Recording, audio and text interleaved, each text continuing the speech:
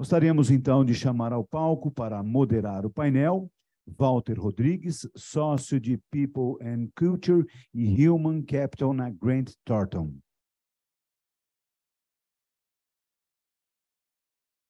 Walter possui mais de 15 anos de experiência em empresas multinacionais e de grande porte, incluindo o Big Four. Exerceu por 9 anos funções de CFO e CHRM em empresas de contabilidade e auditoria. É especialista em treinamento de líderes, vendas, inteligência emocional, autodesenvolvimento e alta performance. Possui experiência em consultoria, finanças, treinamentos e gestão de pessoas. Podem aplaudir o Walter. Como painelistas, convidamos Eduardo Magalhães, executivo premiado, que está há mais de 16 anos à frente da Direção de Recursos Humanos, TI e Cadeia de Suprimentos da Kinross Brasil Mineração. Também liderou mudanças culturais, construiu equipes de alto desempenho e alcançou resultados financeiros em indústrias onde atuou. Tem experiência internacional, aborda o desenvolvimento de pessoas, tecnologias e negócios de forma inclusiva. Tem um histórico comprovado de sucesso em programas de liderança, gestão de mudanças culturais e transformação digital e inovação.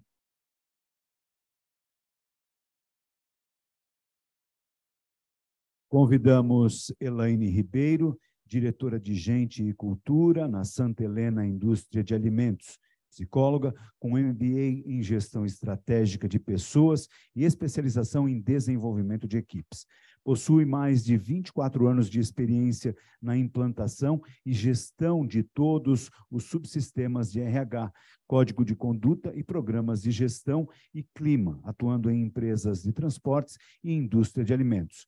Atualmente, está liderando a implantação do Programa de Diversidade e Inclusão e o Pilar Social do ESG na Santa Helena.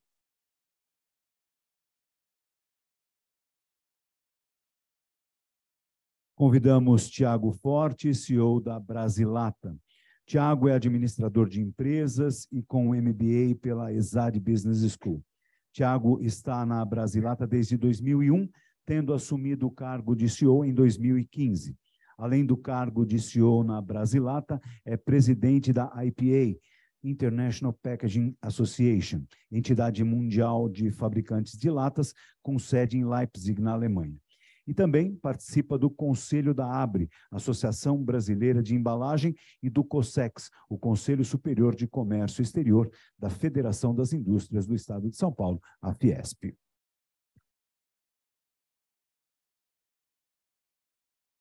Convidamos Catarina Pires, diretora de Assuntos Corporativos da Nutrim, profissional com 25 anos de carreira na área de Public Affairs e atuou em multinacionais agrícolas como Monsanto e Bayer. Atualmente lidera a área de ESG e Corporate Affairs na Nutrim, para a América Latina. Com a palavra, o moderador deste painel, Walter. Muito obrigado. Primeiro, agradecer o convite para poder estar moderando esse painel, extremamente importante, né? E eu acho que é um assunto que tanto motiva quanto tira o sono de qualquer profissional de RH hoje, que é a gestão do futuro, né?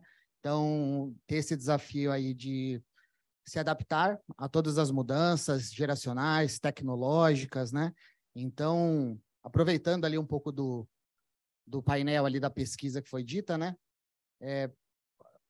Temos preocupações como retenção de talento, né? São tópicos que todo dia a gente está falando, mas o mais importante dizer eu sou sócio da Grant Thornton, né? Então comecei na auditoria no ano de 2005.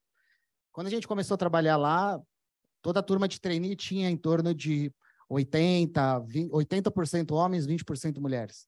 Hoje, graças a Deus, a gente tem uma equidade, tem candidaturas, temos normalmente 55% mulher, 45% homem nas admissões, né? E um modelo de gestão completamente diferente agora. O que a gente fazia para reter talento é completamente diferente do que a gente tem que fazer agora, né? Então, aproveitando nesse tópico ali, o primeiro desafio que a gente teve com 34% na pesquisa de retenção de talento, perguntar para o Eduardo Magalhães aqui quais os principais desafios que ele está tendo na Kinross e nesse aspecto de retenção de talento. Boa tarde a todos. Eu queria primeiramente aqui dar uma boa tarde para o público aqui, para quem está assistindo a gente também online, né? Aos demais painelistas aqui. Bom, primeiramente dizer o seguinte, né? Que época que estamos vivendo quando a gente fala sobre gestão de pessoas, gestão do futuro. E é ótimo falar sobre gestão do futuro, né? Pelo menos se eu errar alguma coisa, ninguém vai poder me culpar. A gente está falando do que nossa contribuição, do que a gente tem visto pela frente. Fazendo um gancho aqui com o painel anterior, eu também não poderia deixar de falar isso, né? Prestando bastante atenção aqui nos assuntos. Todos esses assuntos, sustentabilidade, ESG, diversidade, equidade, inclusão, o futuro do trabalho, eles estão todos muito ligados. Se você prestar atenção e for puxando, né, o fio, tem uma conexão entre eles muito forte. Porque, no fim das contas, todos esses pontos, eles fazem parte dos objetivos das empresas, dos objetivos da sociedade, e como nós, gestores e líderes, vamos trabalhar para alcançar esses objetivos. Em alguns casos, né, de uma forma, você precisa conciliar objetivos que aparentemente possam parecer conflitantes, mas não são. Sobre a questão da retenção de talentos, né, eu vou dizer o seguinte: eu trabalho na Kinross, uma mineradora de ouro canadense. Nós temos uma operação aqui no Brasil, no interior de Minas Gerais, uma cidade com mais ou menos 100 mil habitantes, no noroeste de Minas. É uma região remota do estado, né? Se você considerar que não existe nenhuma outra cidade a menos de 100 quilômetros de distância, em nenhum sentido. Os municípios daquela região são bastante grandes. Quando a gente fala de talento, né, aí em qualquer lugar que você esteja, é difícil você pensar numa criança, você perguntar para ela o que você quer ser quando crescer. Ela fala assim: olha, eu quero trabalhar em mineração. Como o meu colega da Vale disse, a reputação da mineração não é das melhores. E a gente tem se esforçado para mudar isso. Primeiro, então, eu tenho um desafio, que é a atração dos talentos, né? Vamos botar o pessoal para dentro de casa.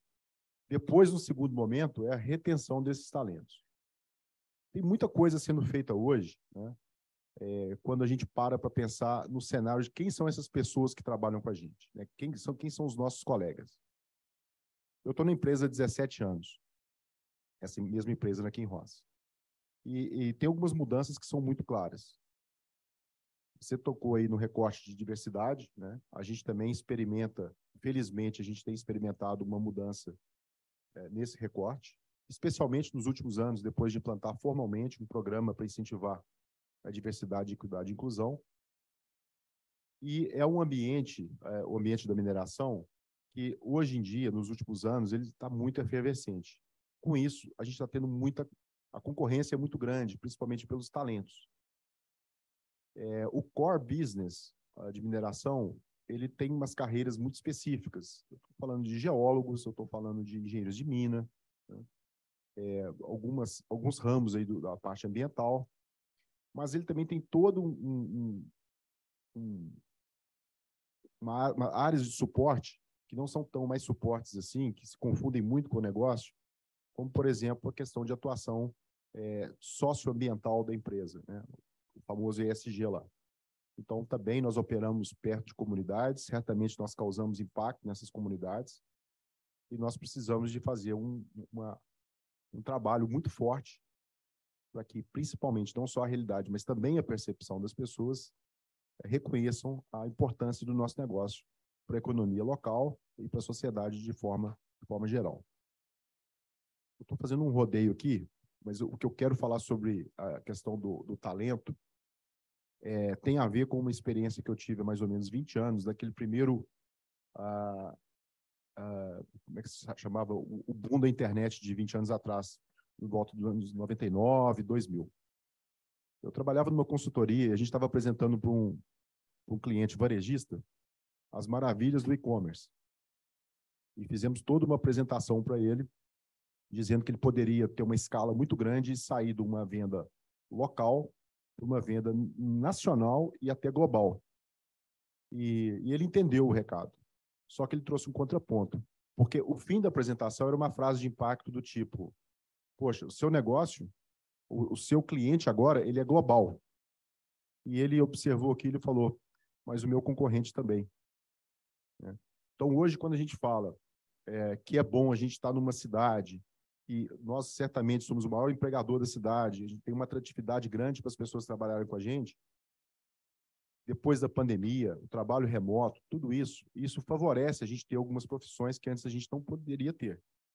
Mas favorece também que a facilidade que essas pessoas têm de migrar de emprego e migrar para um outro concorrente também aumentou na mesma escala, talvez até um pouco maior. Então, acho que a principal chave para isso é a gente ser a empresa de escolha do empregado, do colaborador. Ele está ali porque ele vê vantagens de estar ali, ele gosta de estar ali, e ele compartilha conosco os nossos valores e exerce esses valores no dia a dia. Então, tem toda uma série de programas de engajamento, né? Começando desde a retenção, da atração e desenvolvimento e retenção desses talentos. É um ciclo que também se fecha. A retenção ela não é isolada, mas a gente tem feito alguns programas com sucesso nesse sentido.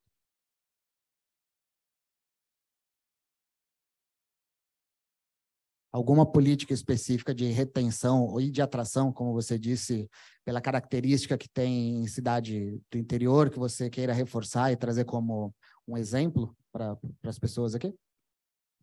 Eu diria que não existe uma política específica, mas todas as políticas e programas que a gente faz, elas acabam perpassando por esse assunto, né? Por acaso, ou talvez não por acaso, mas eu também sou o diretor de supply chain e eu trabalho com a questão dos contratados, né? Então, quando eu falo de labor, eu estou falando do meu colaborador, como também do contratado. Nós tratamos absolutamente de forma igual. Quando isso cai lá em supply chain, em suprimentos, é muito comum a gente dizer que nós somos o nosso maior concorrente em termos de competitividade na cidade para a pessoa trabalhar. Então, se a gente não tiver um planejamento bem feito, eu vou exaurir os recursos locais de contratados, por exemplo, para fazer obra, para executar um determinado tipo de obra. Então, eu tenho que ter um planejamento muito assertivo, um sequenciamento de fases, de obras, um acompanhamento de um PMO muito, muito bem feito em cima disso. Um outro exemplo que eu posso dar, aí já mais para o recorte da diversidade que a gente tem feito ultimamente, foram programas afirmativos. Quando nós decidimos entrar com um programa de diversidade, equidade e inclusão, aliás, na época era só diversidade e inclusão, né? Fomos aperfeiçoando, como todo o mercado, a gente chegou no DEI. Nós fizemos uma primeira rodada de conversa lá e entendemos o seguinte: por que tinham tão poucas mulheres interessadas em trabalhar na mineração? E eu estou sendo muito honesto falando da visão de um homem, tá? Então, tem coisas aí nessa resposta que eu não enxergava. Se não tivesse alguém para me mostrar isso, né, a começar das propagandas. Nenhuma propaganda tinha mulher no meio, né? Isso há 5, 6 anos atrás era o comum. Nós começamos a mudar, trabalhando muito forte com as áreas de comunicação, né, entender essa mensagem que a gente estava passando, o que eu queria passar. Quando a gente, e geralmente apontava um dedo para a área de recrutamento e seleção. Vocês não estão fazendo o trabalho direito. Espera um pouquinho, vamos dar uma olhada. Nós não temos nem candidatas. Então, isso foi expandindo a nossa visão para trás da cadeia. Bom, por que as candidatas não estão aparecendo? Né? É porque não estão formando. Não estão formando por quê? Porque não é um setor atrativo para as mulheres. E esse não é um desafio da minha empresa, é um desafio de todas as empresas, de todo o setor, né? E eu diria hoje todas as empresas. E nós começamos, então, a trabalhar também na formação das profissionais que um dia vão trabalhar conosco. Se elas não trabalharem conosco, por uma decisão delas, ótimo, elas estão formadas para o mercado, que é um mercado que carece desse tipo de profissional. Agora, a parte que eu acho mais legal, e isso eu falo também assim, com muita satisfação, é quando você consegue alinhar esse objetivo de negócio com uma demanda da sociedade, e você consegue resolver um problema que ele estava te afetando como negócio, e você consegue resolvê-lo ainda emplacando indicadores de diversidade para a questão da mulher na mineração. Nós, no nosso programa, estamos aumentando a nossa frota de caminhões fora de estrada, são aqueles caminhões, né, de 240 toneladas, e ele requer um profissional para operá-lo com uma certa especialização, né?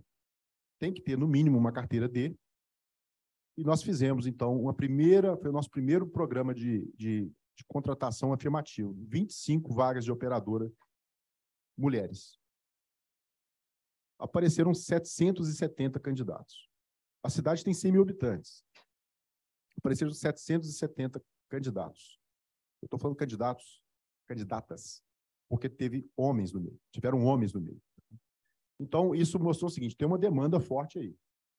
E esse programa, no final das contas, tinham 70 mulheres que preenchiam os pré-requisitos mínimos, que era ter a carteira D, por exemplo.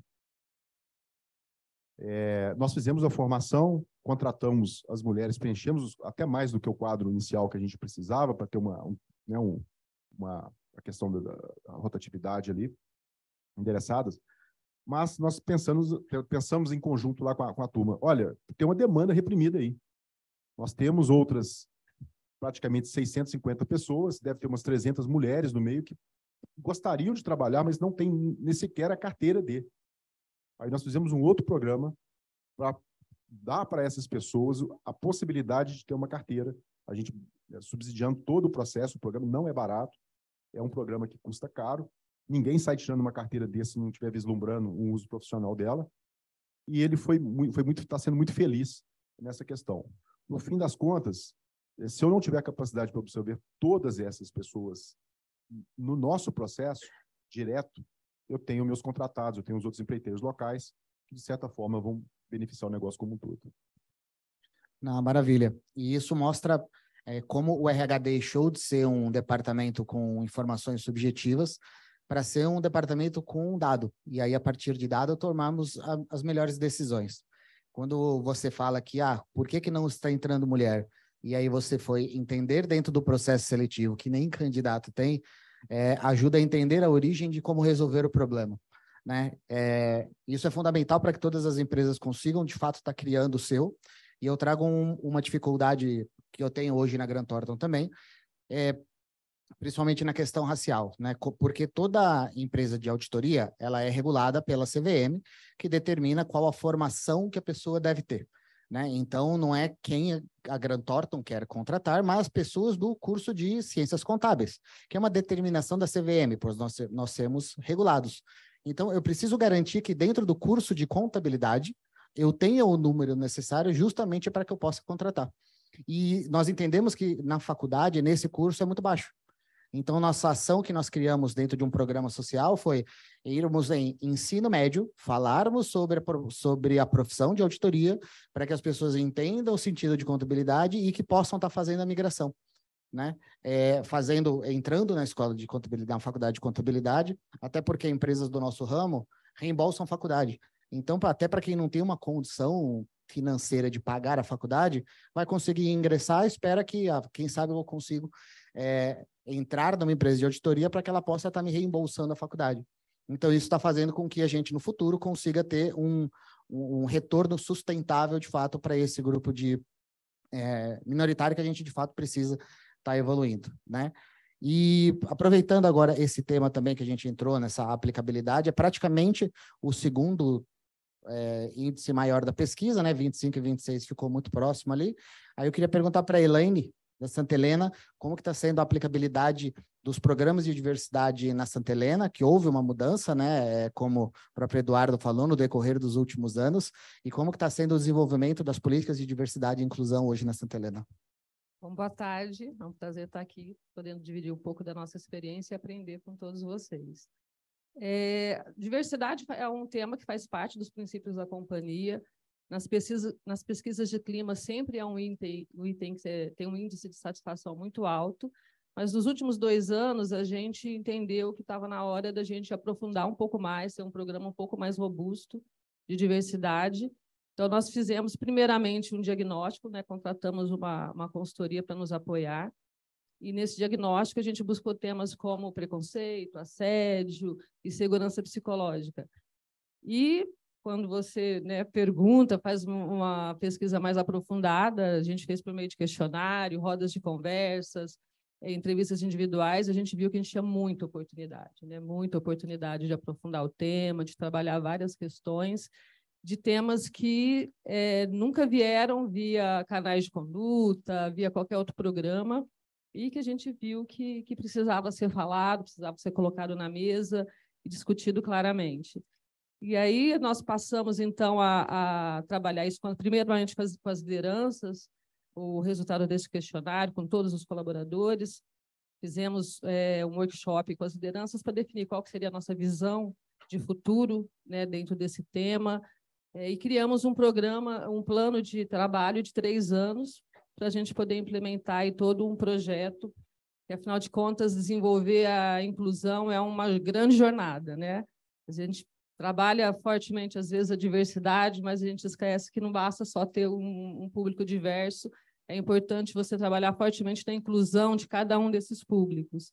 A Santa Helena ela fica no interior de São Paulo, em Ribeirão Preto, ela completou esse mês 81 anos, 70% do nosso público é mão de obra direta, é chão de fábrica, a gente tem também um público considerável da área comercial que fica espalhado pelo Brasil, então incluir esse público também é um desafio, e temos aí o nosso público administrativo.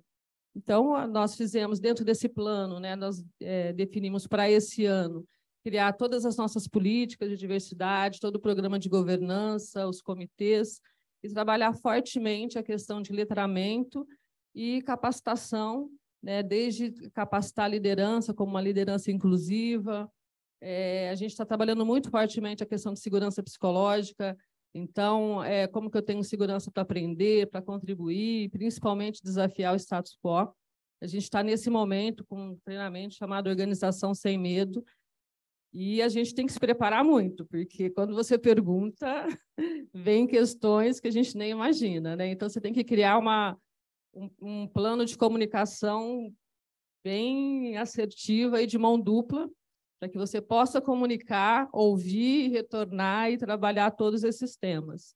Então, esse ano a gente está nessa fase, então, de iniciar todo esse trabalho de treinamento, de criar nossas políticas, rever nosso programa de recrutamento e seleção, treinamos as lideranças em recrutamento inclusivo, rever desde termos que a gente utiliza na divulgação de uma vaga, que normalmente a gente acaba utilizando, às vezes, termos masculinos, né? E também trabalhar para que todas as nossas shortlists venham com uma diversidade, para que a gente possa aí aumentar, né, a nossa representatividade dentro da companhia. Hoje a gente tem 45% de mulheres na companhia, né, na fábrica é quase 50%, e só que quando você vai para a liderança são 32%, conforme vai subindo o nível, vai diminuindo, né, só tem eu como diretora hoje na empresa. Então, a gente tem aí grandes desafios, mas a gente está com um plano bem estruturado, bem desenhado e com trabalho contínuo aí para a gente poder implementar esse trabalho. A gente já sente ali uma melhoria tanto no uso maior dos nossos canais de conduta, eu acho que isso é bem importante. Na meta das lideranças, a gente tem, um dos nossos objetivos de diversidade é a tolerância zero a qualquer situação de assédio, preconceito, e a gente tem como meta, inclusive, de bônus das lideranças, que 100% de qualquer ocorrência seja tratado, e isso vem fazendo um movimento bem interessante dentro da companhia. Ah, que legal. Você disse que quando você faz a pergunta, você ouve até o que você, além do que não quer, o que você nem imagina ouvir, né? Como essa consultoria te ajudou a detectar justamente esses pontos onde você nem imaginava coisas que aconteciam? Acho que primeiro a metodologia, né, que ela traz para poder buscar, né, essa conversa, e a imparcialidade, né? O colaborador tem a segurança que ele tá num ambiente ali seguro, né, que tem uma confidencialidade, e a forma, né, de buscar. Você tem primeiro um questionário, aí você, com base nesse questionário, você estabelece ali as rodas de conversa, e o que vem nas rodas de conversa, você convida algumas pessoas para uma conversa individual para ir aprofundando cada questão que venha, para a gente entender na íntegra ali o que realmente precisa ser trabalhado, né? Quais são as oportunidades que a gente tem. Com certeza. Nós também fizemos um censo para poder ter essa detecção aí do nosso público, onde estamos falhando e o sentido de pertencimento e maturidade da empresa, né? E o principal, quando nós fazemos um trabalho desse, é também ter um censo não somente como uma foto estática, mas como um censo vivo, né? Porque qual é o nível de turnover em grupo minoritário? Qual que é o turnover que você está tendo em grupos no aspecto geral? Se tem algum grupo onde está se sentindo não pertencente, ele acaba saindo mais. Então, sempre quando há um censo, nós temos uma foto estática e a gente não sabe como ele evolui, né? Buscarmos um censo onde seja vivo e traga justamente esse sentimento e o que os colaboradores estão sentindo, ajuda cada vez mais o RH a tomar decisões assertivas, desde a criação de políticas, a condução de roda de conversa e que eles se sintam pertencentes e consigam ficar mais na empresa, né? Com certeza. E a importância da gente ter o patrocínio da alta liderança, né? Quando você tem, desde o conselho, o presidente altamente comprometido com esse tema, fica mais fácil você descer para as demais lideranças e todos os colaboradores, né? Você tem um pouco mais de coerência, então isso ajuda bastante. Com certeza. Eu vou aproveitar um pouco da fala que a Denise falou no painel anterior, que ela falou sobre a questão da produtividade da educação, né? E vai muito de encontro também com o que eu acredito dentro das empresas. Eu não vou me lembrar a palavra exatamente que você usou, e se eu estiver enganado, você pode me corrigir, tá?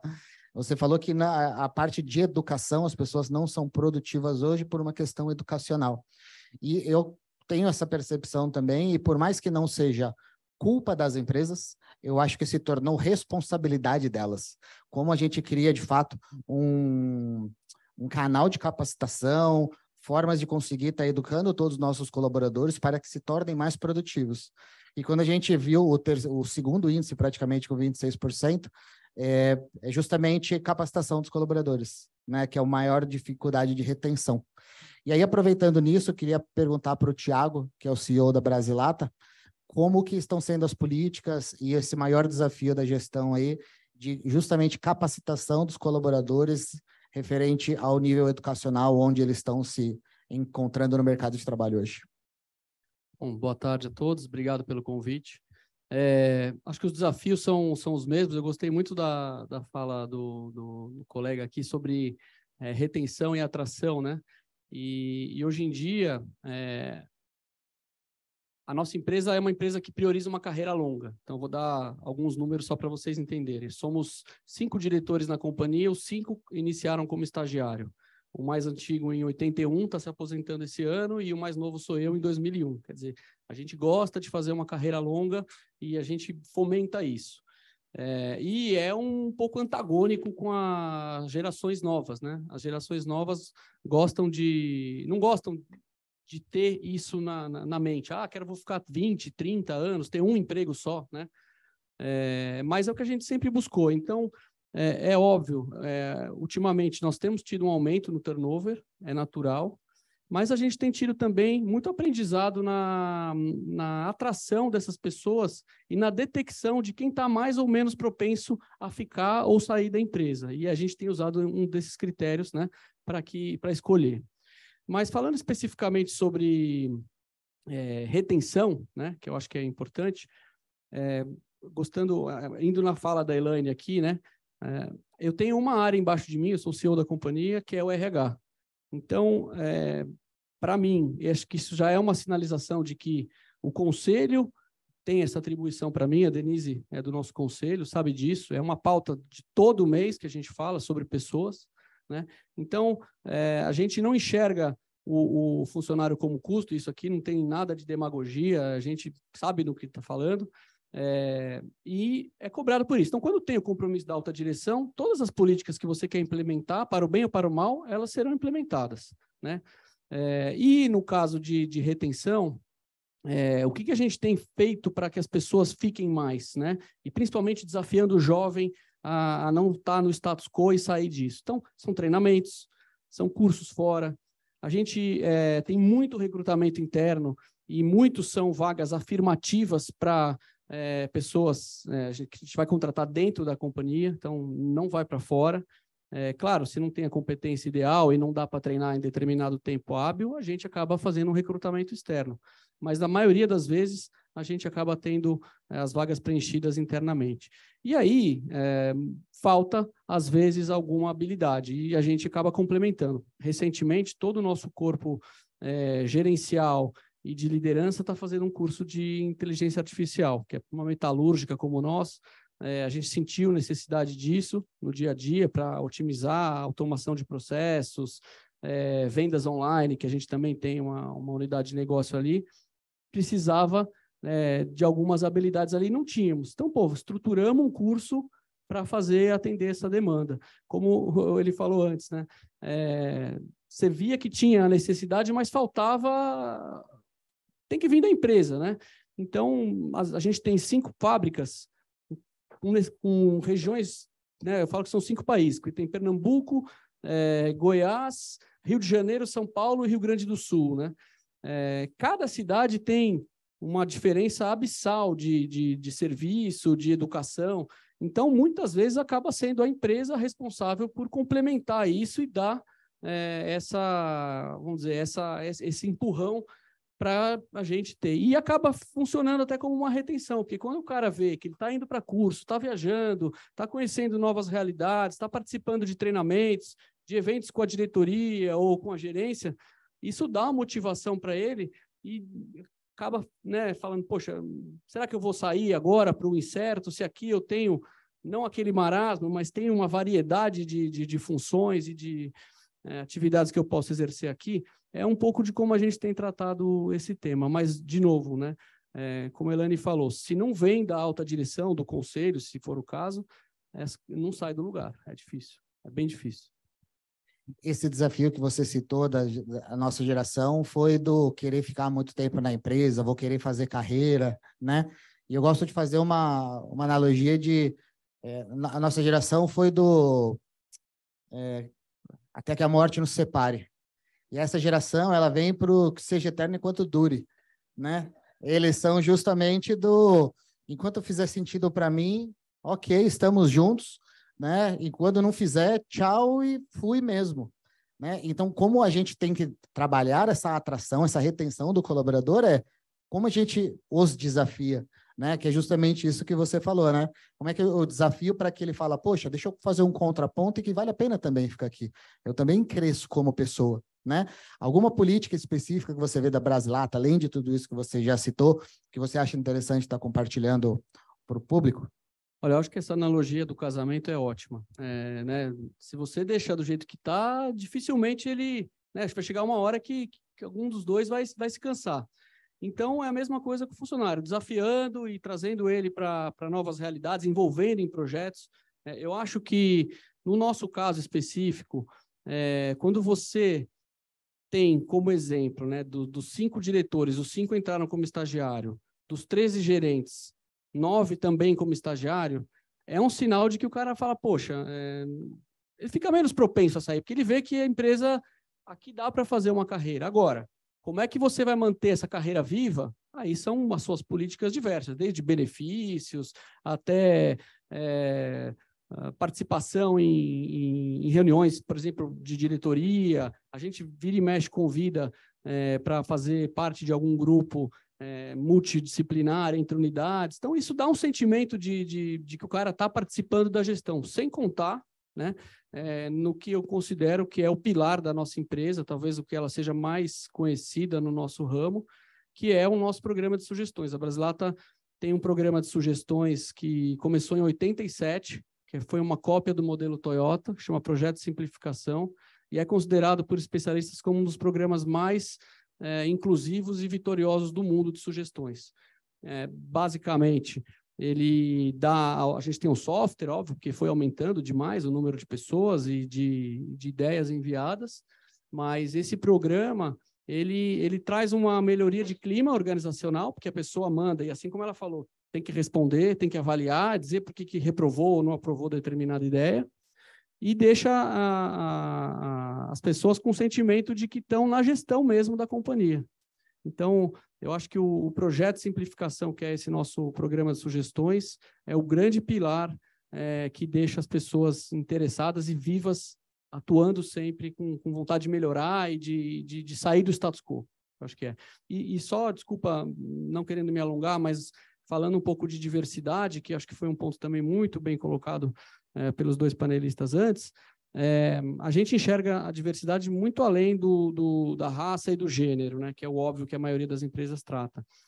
Isso para a gente que está, principalmente, cada vez mais enfrentando problemas nunca antes vistos, vou dar um exemplo da pandemia, né, da Covid, quando você tem um olhar diverso, e aí quando eu falo em diversidade, a gente fala em origem, cultura, formação acadêmica, enfim, tem tantas outros espectros da diversidade, você sai dos vieses, né? Você tira os vícios e muita coisa acaba surgindo porque você tem esse olhar diverso. Então, um programa de diversidade em si, não vejo como custo, pelo contrário, a gente enxerga como um sinônimo de inovação, porque você sai dos vieses que você trazer uma empresa, sei lá, antigamente era assim, quando a Denise chegou lá, eram 5 diretores, 5 engenheiros, 5, sabe, tudo aquele padrãozinho, tudo robô da Poli, que a gente brinca lá.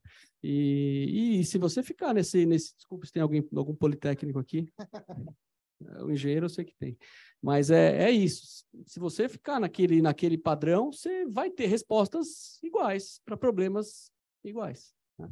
Não, concordo plenamente. E esse acho que é o maior resultado que a gente pode ter de um programa, de fato, efetivo de diversidade, né? Falando como RH, né? Então, quando a gente tenta recrutar, você tenta pegar os modelos, né? Formação, job description, tudo que se encaixa ali. Mas é como você falou, quando você pega todos os robôs, né? Se tiver todo mundo olhando para o mesmo lado, vai ser todo mundo a mesma opinião. Isso tem um benefício, que é a coesão entre equipe. Todo mundo vai concordar um com o outro, você não vai ter um conflito. Em compensação, a qualidade ela vai ser extremamente limitada. Quando você trabalha a diversidade de fato, você tem o caos na equipe. E aí a gestão se torna muito mais difícil no dia a dia. Por quê? É um falando A, outro falando B, e outro não concorda. E como é que você chega nisso? Mas isso traz a qualidade. Isso traz a excelência. Então, para quem, de fato, procura a excelência, tem que, de fato, entender o diverso e saber lidar com o caos, né? Não somente não ter o caos, mas saber lidar com o caos, ele é fundamental. Nós fizemos um curso há um mês atrás, o conselho e a diretoria executiva, e a gente convidou alguns gerentes para participar também. E uma frase que eu gostei muito foi daquele commit, disagree and commit. Quer dizer, você pode discordar, tal, mas depois que você, né, chegou no negócio, foca e todo mundo remando para o mesmo lado. Mas esse disagree é onde saem as grandes coisas. E eu lembro de uma frase que a Denise mais falava no conselho quando ela chegou, era assim, eu posso estar falando uma grande besteira, mas e se? E o e se, 90% das vezes, era uma coisa nova, interessante, que não era nada grande besteira. Não é verdade? Não, mas isso é bem interessante, né? Eu também sempre, quando tento conduzir grupos de conversa, né, e trazer justamente essa discussão na mesa, eu sempre abro num contraponto assim, né? Tá conversando direto com a pessoa, e eu pergunto para ela, de que lado, usar o exemplo daqui, né? De que lado que está o público? Está do meu lado esquerdo. Está do lado esquerdo, você vai falar que está do lado direito. A gente vai se matar aqui, um querendo convencer e nenhum dos dois está errado. Vocês só estão olhando de um lado e estão olhando do outro. Então, aprenda a entender, às vezes as visões são diferentes, né? E respeite e fala, beleza, então existe algo que a gente precisa entrar num consenso, entender qual é o meio termo para que a gente, de fato, consiga entregar no 360, né? Então, isso também já traz realmente, do jeito que ele olha, não quer dizer que o meu esteja errado. E aí você também já baixa um pouco a guarda, né? E aí, pegando o gancho das políticas, né, de diversidade, de inclusão, da importância que tem trazendo isso, queria perguntar para a Catarina, qual a dificuldade, não dificuldade, mas os principais desafios que a gente tem de quando nós criarmos políticas, de fato, genuínas dentro da empresa, como que a gente externa isso para o mercado? Como que a gente traz isso que não é simplesmente fazemos porque tem que ser feito, mas que, de fato, temos uma cultura? Qual é a maior dificuldade que você vê nisso, tanto interno quanto de trazer essa percepção correta para o mercado? Acho que esse ponto ele é um ponto nevrálgico aqui, né, de todas as empresas.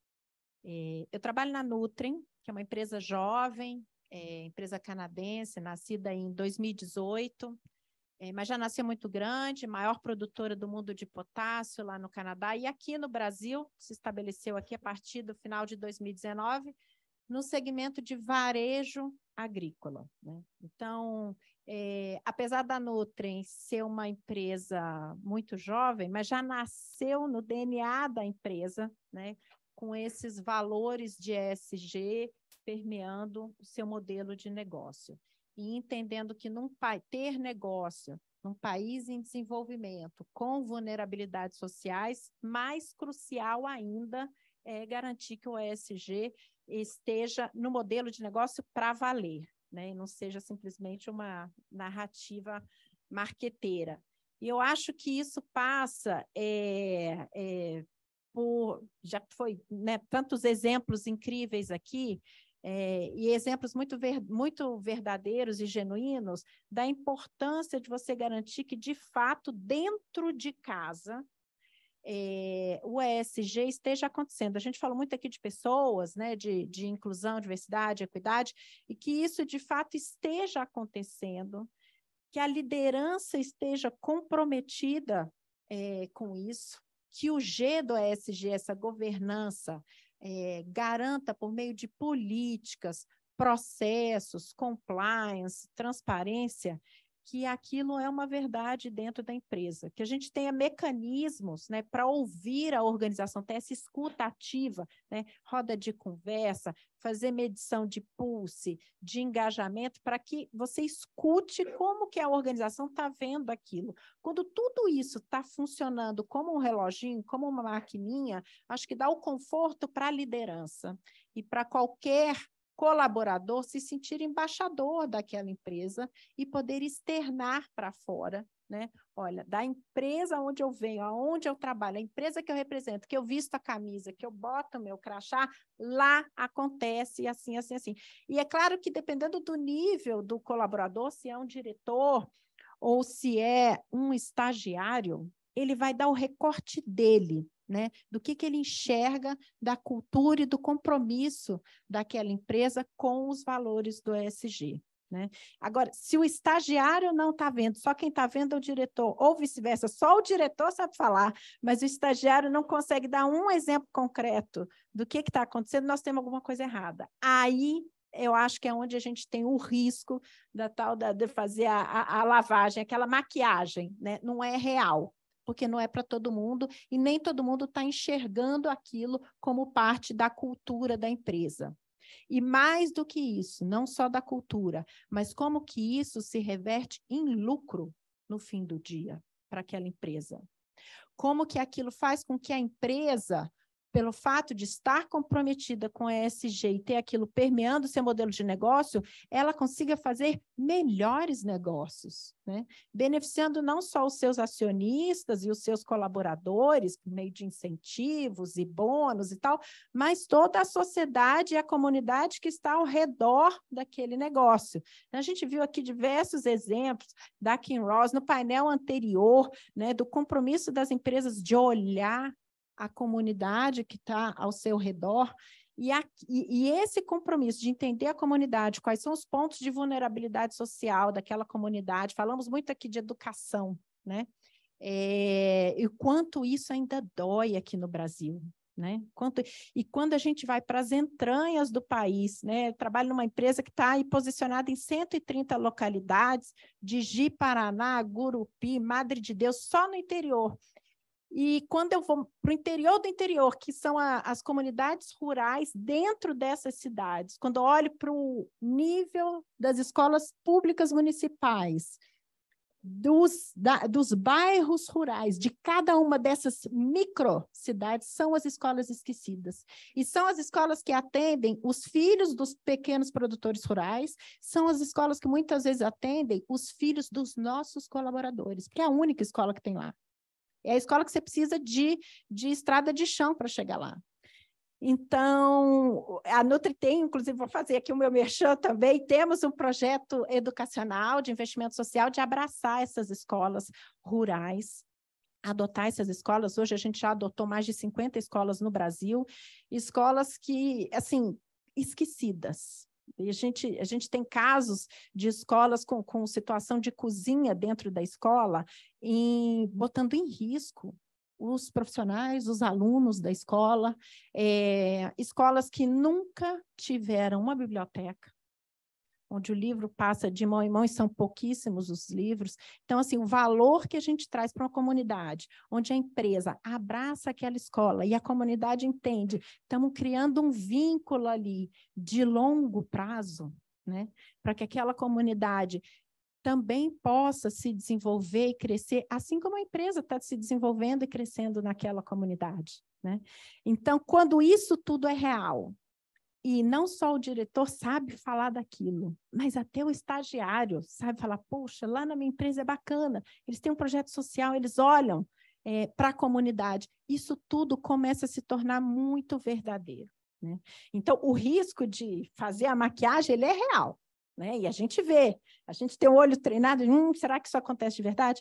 Eu acho que o desafio para todas as empresas é garantir que haja um equilíbrio, né? Que você não pode ter só a comunicação para fora, sem olhar para dentro de casa e ter todos esses exemplos que foram ditos hoje aqui, bem estruturados, ter escuta ativa, ter os processos, ter a governança, ter um compromisso com a organização, ser muito claro qual que é a estratégia de ESG e como é que aquilo permeia toda a organização. E não só esteja ali dentro da área de assuntos corporativos ou dentro da área de sustentabilidade, porque se for assim também eu acho que não vai muito longe. Em anos difíceis, né? Aonde que vão cortar ali? Agora, se aquilo já está permeando toda a organização, né? Então a área de supply sabe aonde que tem a contribuição de supply na sustentabilidade, a área de RH está abraçada com aquilo, comercial, né? O coração da empresa comercial está abraçado e sabe, entende o seu papel no ESG, isso ganha um peso e uma consistência que mesmo em anos difíceis, esse ano é um ano difícil para o agro, né? Você tem aquilo já nas entranhas, né? Aquilo está já no coração, nas veias da empresa, e aí é quando a gente caminha, né, para uma jornada, e eu gostei da Elaine trazer a palavra jornada, porque eu acredito muito nisso, a gente não resolve isso de um dia para o outro com um estalar dos dedos, mas isso é uma jornada onde a gente entende que todo ano, todo dia, toda hora, você dá mais um passinho, né? Em anos bons, você dá passos largos, em anos difíceis, você não pode parar. Você pode diminuir o ritmo, mas você não pode parar, né? Então, não sei se eu respondi aqui, me alonguei, mas eu acho que é isso, voltando ao ponto inicial, né? Como fugir aí do risco da lavagem, o risco de maquiar isso e parecer falso. É isso, você garantir que tudo isso que foi dito aqui, esses exemplos, de fato aconteçam e a empresa entenda o valor disso. E com isso você gera aquele tal orgulho de pertencimento. E aí você retém o colaborador, né? Então, assim, todas as empresas aqui têm mecanismos muito bacanas de remuneração, de bônus, de atração, tem escritórios bonitos, né? Mas se o colaborador não tiver aquele orgulho, ele troca de crachá, ainda mais essa garotada hoje em dia, troca facilmente de crachá. Mas se bate aquele, putz, né, eu gosto dessa empresa, eu tenho um baita orgulho, usa o crachá, né, vai lá no LinkedIn e conta das novidades com orgulho, você está ali dando um passo importantíssimo para a retenção, que vai muito além da parte financeira. Não, você respondeu de maneira brilhante, justamente unindo tudo que todos nós aqui falamos, né, no anterior a você, e eu acho que temos profissionais de comunicação aqui, acho que o maior pesadelo é a gente querer divulgar algo, e aí o nosso colaborador, seja ou LinkedIn, ou de uma forma, fala, não, mas não sei que empresa que está falando isso aí, não. Não vivo isso aí, não sei quem é, comigo não é. Né? Vem e desmente e não vive isso. Eu acho que o promotor, aquele colaborador de fato engajado, que tem o orgulho, ele se torna o maior promotor e a melhor propaganda que toda empresa pode ter. E como você falou, na característica da Nutri, justamente, de você poder estar indo nas escolas, atuando com os filhos, eu acho que o poder não só de pertencimento, né, mas de retenção de vocês, falar a jornada deles não acaba até às 18 horas ali ou no fim do expediente, muito pelo contrário. Ele vai além, né? Tem um filho que também depende, onde você ajuda, então o pertencimento, ele não termina no horário comercial, ele continua, né? Tinha o quarto tema que veio na pesquisa, aí eu queria um pouco da opinião de cada um de vocês, como vocês estão sentindo. A pandemia veio para nos desafiar, né, de maneira que ninguém imaginava que o home office podia acontecer 100%, né? Eu lembro que eu estava atuando como consultoria numa empresa 2 meses antes da pandemia, foi janeiro de 20. E aí surgiu o tema de possível home office uma vez na semana. Mas virou uma polêmica, falou, imagina, o povo não vai trabalhar, não tem como, não adianta, não vai funcionar. Isso 2 meses antes.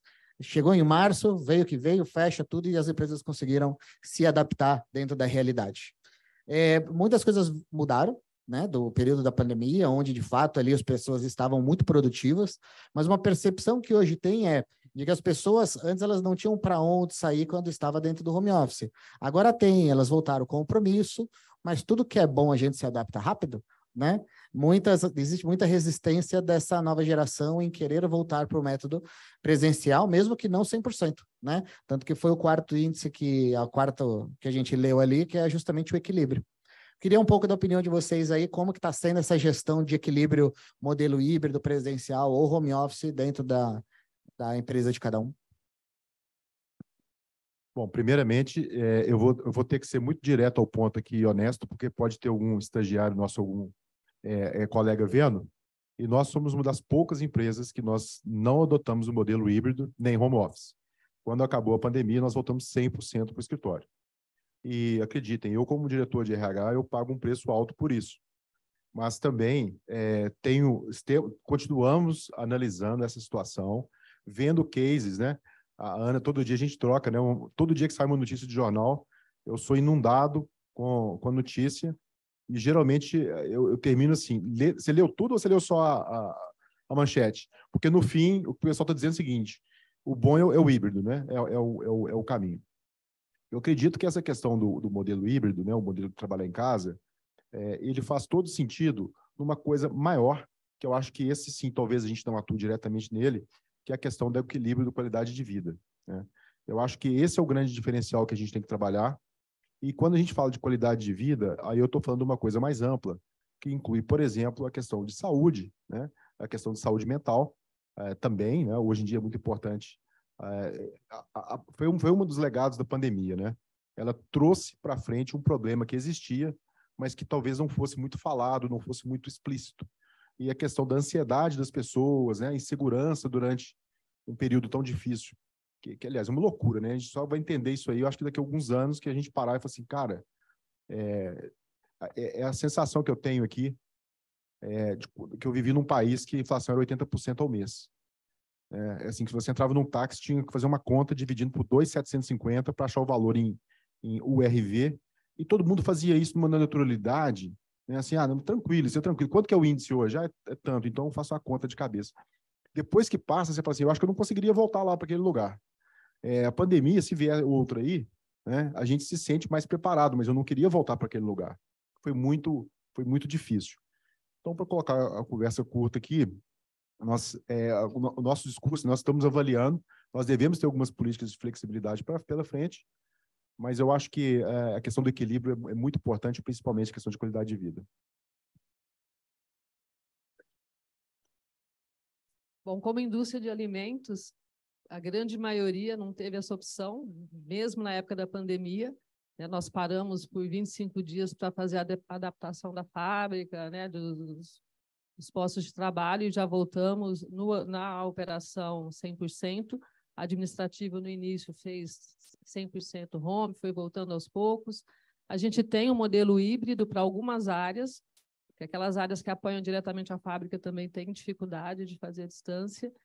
E a gente acaba tendo uma certa resistência até dos próprios colaboradores, por que fulano pode fazer, eu não posso. Então, agora o nosso maior desafio, até falando de retenção, é que para algumas áreas, como a gente fica no interior, é muito complicado você contratar da cidade ou fazer com que a pessoa mude para a cidade para trabalhar 100% presencial. Então, a gente abre exceção para algumas posições, para 100% home office, outras híbrido, e quem faz o híbrido faz 2 vezes por semana. Então, cada gestor administra lá junto com a tua equipe, né, o melhor desenho, mas principalmente para o público mais jovem. É muito comum, quando a pessoa é acessada para uma vaga, a primeira pergunta que ela faz é se é home office, se é híbrido, né? E se não for, ela já desiste ali, já recusa na hora. Então, é um desafio aí que a gente tem que flexibilizar, né, e administrar aí da melhor maneira possível. Eu acho que você trabalha na Brasilata e não me falou. Tá todo o meu time de RH aqui e a gente foi idêntico. No nosso caso não é alimento, mas na pandemia a nossa demanda cresceu absurdamente, principalmente no começo por desinfetante, álcool em gel, etc., que fazia em spray e tal. E a fábrica não podia parar. Então, o que a gente fez foi, nós da diretoria íamos, dividimos em grupos, né? Mas assim, a gente ia toda semana, um grupo, e na semana o outro. Até para dar o exemplo, porque no começo tinha muita incerteza, o pessoal tinha muito medo, né, da transmissão, etc. Então, a gente queria mostrar que a gente estava ali. Depois que as coisas foram se normalizando, eu dei a liberdade para cada gestor fazer o que achava melhor. Tem uns que fizeram um modelo home office, não funcionou, trouxe de volta. Tem gente que se adapta, tem gente que não se adapta, né? E a gente tinha um desafio extra, porque a gente tinha acabado de mudar para Jundiaí, nossa planta era aqui em São Paulo, a gente tinha mudado para Jundiaí, só ali são 500 funcionários, e tinha muita gente nova, a gente tem uma troca de geração grande, do pessoal que está se aposentando e da turma que está entrando. E eu entendo, né, nós entendemos que a cultura é um dos nossos principais valores, e no home office o cara vai ler lá o que, minha cultura é tal, tal, tal. Tá bom, mas é lá, é no cafezinho, é andando na fábrica, é na conversa no refeitório, nas situações mais, assim, corriqueiras do dia a dia, que a cultura de uma empresa é sentida, principalmente por gente nova. Então, hoje a gente tem algumas áreas que fazem, algumas áreas... mas a pergunta, né? Semana passada você me falou, puta, a pergunta tá difícil, o pessoal pergunta de home office e tal. Então não tem jeito, a gente vai ter que se adaptar. Quer contratar, vai ter que se adaptar desse jeito. O que hoje pode parecer um baita de uma coisa difícil para nós, né? Mas é que não vai chegar uma hora que ninguém vai querer trabalhar lá. Não é verdade? A gestão do futuro, né? É a gestão do futuro, né? A Nutrim praticamente nasceu durante a pandemia, né? Entrou aqui no Brasil no final de 19. O escritório ficou pronto em março de 2020, olha aí. Né? Ficou pronto e fechado. Então, já nascemos entendendo que precisava de flexibilidade, mas estamos no agro e o agro não para. Né? Então, criamos um modelo híbrido para atividades administrativas e de escritório. Aqui no escritório da Vila Olímpia, a gente tem mais ou menos 300 colaboradores, outros escritórios regionais, Campinas, Goiânia. Enfim, quem é de escritório consegue fazer um modelo híbrido, 3 dias no escritório, 2 em casa. Esse é o modelo hoje. E a gente tem uma escuta muito ativa da organização, né? E começou a aparecer essa questão, o RH trouxe, olha, questão geracional, né? São Paulo é uma cidade complicada, muito trânsito e tal, então está tendo uma demanda para um home office ainda mais flexível que o 3x2. E a gente, enfim, hoje o nosso modelo é esse. E a gente tem puxado esse fio, né, para entender se é uma questão geracional. Que isso, a gente começa a fazer brainstorming, né? É uma questão geracional? Turma mais, né, mais experiente, vou chamar de mais idosa, que eu estou nesse grupo também. Gosta do escritório, gosta do olho no olho, gosta do café? E será que os mais novos já nasceram nessa vibe virtual? E para eles está tudo bem tocar um Teams o dia inteiro? E assim, conforme você puxa o fio, você fala, não, peraí, não é só isso. Talvez tenha uma questão social aí também. Porque para quem mora no Itaim e na Vila Olímpia, vir para um escritório aqui na Vila Olímpia, todo dia, não é custoso. Está lá no seu carro, blindado, tal, chega aqui no ar-condicionado, em 10 minutos consegue chegar. Mas para o meu analista júnior, que mora lá em Osasco, não é tão fácil assim. Então, quando ele fala de home office, seria injusto eu trazer apenas a questão geracional, né? Garotada, está no modo virtual. Não é só isso. Tem também a parte social, né? E o quão pesado pode ser esse trânsito, né? principalmente quem depende de transporte público. Então, acho que, e aí que eu falo de novo do valor da escuta. Vamos entender melhor antes de rotular as questões. Então, lá na Nutrem, hoje, a gente sempre fala assim, estamos experimentando. Hoje a gente está experimentando, já tem um tempo que veio da pandemia para cá, o modelo 3x2, mas estamos entendendo o valor disso para a organização. Como é que eu consigo, com essa política, continuar atraindo os talentos que eu quero atrair, né? E, ao mesmo tempo, entendendo que o mundo está mudando, e as cidades também estão ficando caóticas, e, ao mesmo tempo, eu tenho outras tecnologias permitindo, né? Tem, hoje em dia, coisas bem malucas, né? De realidade virtual, enfim, permitindo que essa interação, que é super importante e válida para os negócios, aconteça de forma cada vez melhor e mais fluida, né? Então, acho que a gente não pode fechar os olhos e tem que ter sempre alguém, como o Thiago falou aqui, da Denise, perguntando, e se? Né? Aquele e se que faz a gente abrir o olho e pensar diferente. Acho que é isso. O equilíbrio, né? Conseguimos equilibrar os modos, né? Eu sempre trago também para o meu time a diferença. Eu sou um que acredito, de fato, na produtividade do home office, quando a pessoa tem a disciplina necessária. Mas o que me preocupou, e eu vim da área de treinamento, desde o início, foi com a curva de aprendizagem. Uma coisa é produtividade, outra coisa é aprendizagem. E a aprendizagem, quando você está no modo presencial, ela é muito mais simples e de você conseguir estar aprendendo com quem está do seu lado. Uma situação que talvez aqui, hoje, que a gente vê no modelo híbrido, que vocês se identifiquem, seja, você vai, às vezes, conversar com alguém do seu time, né? E aí você vai perguntar, como é que está tal coisa? Ah, então, eu fiquei com uma dúvida. Por que você não perguntou? Mas eu ia te perguntar. Nesse instante surgiu sua dúvida? Porque quando é no Teams, quando é na ferramenta tecnológica que vocês utilizam, você vê lá, ocupado. Eu não vou chamar agora. Aí você vê lá, em ligação. Não, eu vou esperar. Às vezes, coisas simples de produtividade, de que você precisava estar fazendo uma validação simples, você espera, às vezes, 2 dias para tirar. E aí, quando você vai cobrar a pessoa, mas eu ia falar isso agora. Quando você estava no modo presencial, você ia para o lado e falava, e esse aqui, como é que faz? Você tinha sua dúvida sanada muito mais rápido. Então, a aprendizagem que a gente tinha no modo presencial, ele era muito maior. Então, eu sempre tento focar no meu time, dentro da escala híbrida também, né, do modelo de equilíbrio, para aprenda com o outro também, né? Além da questão da cultura, que também é extremamente importante. A cultura no home office, ela é completamente diferente, né? Eu dou um exemplo. A minha esposa, ela saiu da empresa que ela estava 2 meses antes da pandemia e foi recontratada na pandemia. Aí ela foi lá pegar o computador, recebeu, né, fez o onboarding, ela ficou 2 anos sem nunca ver ninguém. Ali, naquele momento, para que ela, de fato, trocasse de empresa, era trocar o computador. Não tinha cultura. Ela não tinha cultura da empresa ali, porque ela nunca tinha vivenciado, né?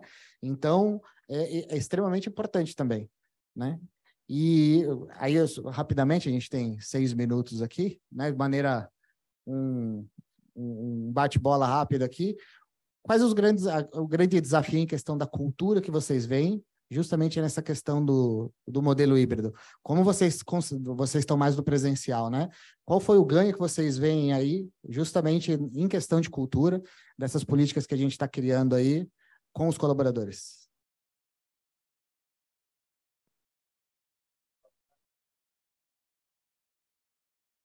Aqui, vai demorar para chegar, é meio fácil, né? Porque só coisa boa vindo aqui, eu só arremato. Ai, desafio cultura. Eu acho que temos um desafio, sem dúvida, acho que se conecta muito com a questão do home office, né?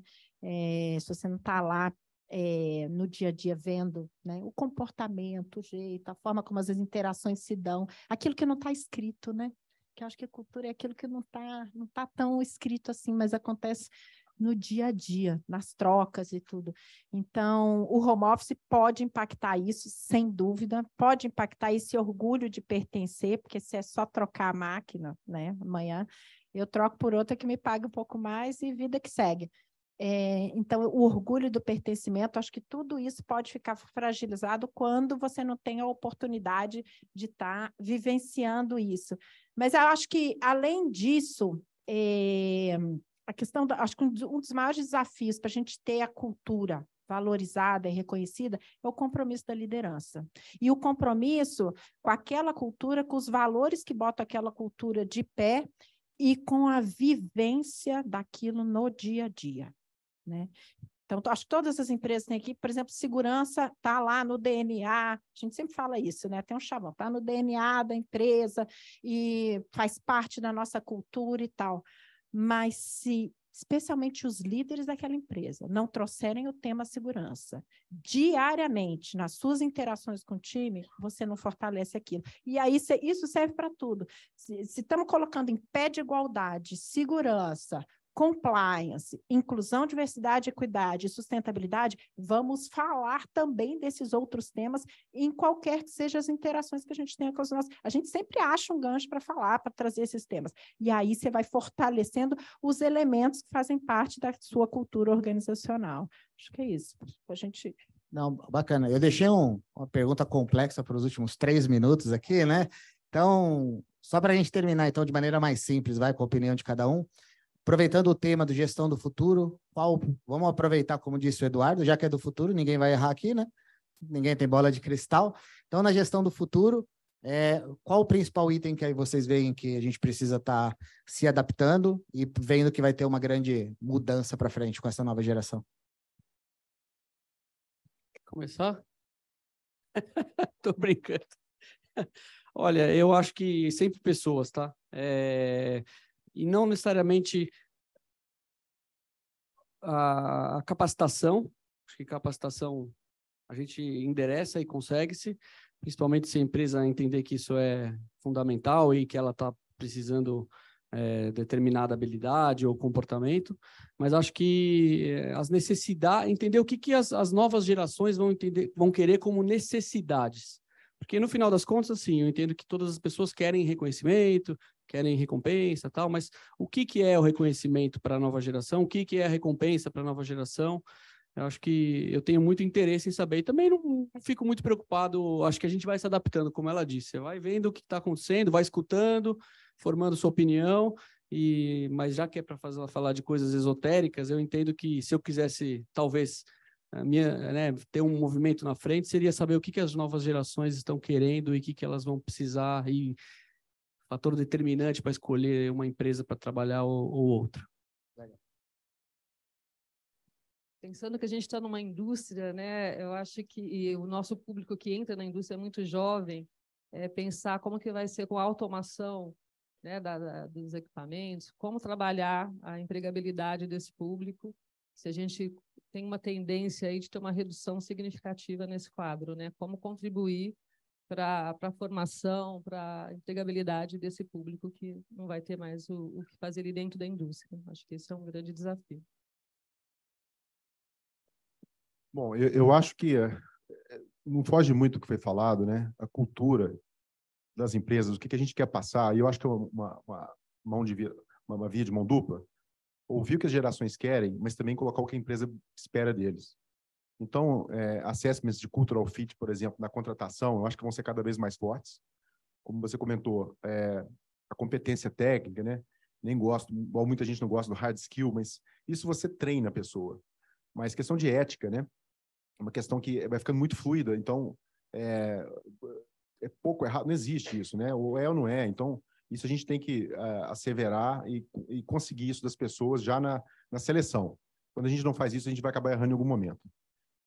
E a outra questão, aí a minha formação original é em tecnologia, eu sempre fui muito próximo de tecnologia, e eu queria fechar minha fala até com esse ponto. Existe um fenômeno muito bem estudado, que é o seguinte, toda transformação tecnológica, ela acontece muito rápido. Os efeitos dela são tardios. Dá um exemplo aqui de mais tempo atrás. Uber.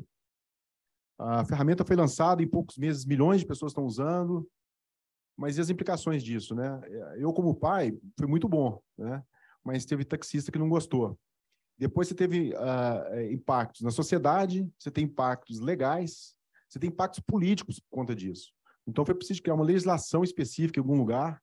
Até hoje está sendo discutido em tribunal se é ou não é, mas isso já está assim, o uso já foi amplamente adotado pela sociedade. Então, essas ondas de choque, né? sejam elas legais, políticas, culturais, elas demandam tempo. Estou trazendo isso aqui de novo por conta da inteligência artificial, que agora sim saltou aos olhos de todo mundo. Já está aí há muito tempo, agora parece que é um assunto que não tem como a gente vir aqui falar de gestão do futuro sem falar nos impactos que ela vai trazer pela frente. Então, acho que a gente tem que ficar muito antenado nisso e um pouco de parcimônia sem desespero. Não, excelente ponto. Terminamos o nosso timing de bate-papo. Temos 13 minutos. 13 minutos para as perguntas. Eu vou ler 2 perguntas do chat aqui. A primeira, da Leonara Rocha. Muitos empregados têm se sentido sem propósito na empresa e desengajados. Que métricas e ações as empresas de vocês têm para resolver esse problema? Quem quer responder? Difícil, hein? Seguinte, eu acho que, em primeiro lugar, entender se a organização está doente, né? Então, fazer um diagnóstico, né? A palavra que a Elaine trouxe aqui, é fundamental. O que está acontecendo com a organização, com a cultura da organização. Agora, se a gente entende que aquilo acontece numa área específica, e esses elementos eu acho que é o diagnóstico que traz para a gente, se a gente tem um problema de gestão daquela área, às vezes é uma área doente, né?